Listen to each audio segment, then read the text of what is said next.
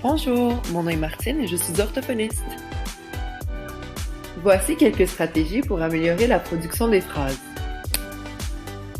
Vous pouvez donner le modèle en parlant lentement. Dans le quotidien ou dans les jeux, donnez des modèles fréquents du type de phrase que l'on veut que l'enfant produise. Par exemple, la fille boit du jus. Ou encore, le garçon joue au ballon. La maman range les vêtements.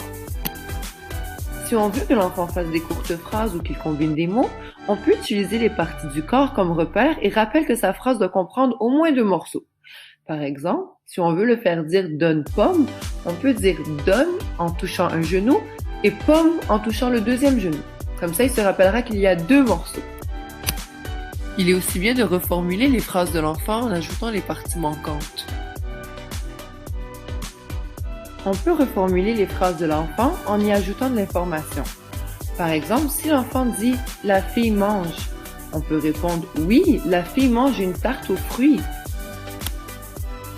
Dans une activité quotidienne ou dans un jeu, donnez des modèles répétitifs du mot que l'on veut que l'enfant produise.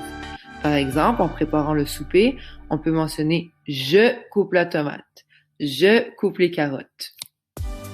Par exemple, dans un jeu de société, on peut mentionner « c'est toi qui commence »,« c'est moi qui brasse les dés »,« c'est moi qui a gagné ». Voici maintenant quelques stratégies pour développer le vocabulaire. Pour développer le vocabulaire, on peut mentionner à voix haute les objets que l'on voit ou les actions que l'on fait. On peut utiliser les livres afin d'exposer l'enfant à du vocabulaire moins courant. On peut encourager l'enfant à chanter des chansons portant sur différents sujets. On peut même accompagner certains mots de la chanson par des gestes. On peut aussi encourager l'enfant à classer les objets par catégorie. Vous pouvez jouer avec l'enfant à nommer le maximum de mots qu'il connaît dans une certaine catégorie. Et si jamais il ne se rappelle pas du mot, vous pouvez aussi l'encourager à le décrire.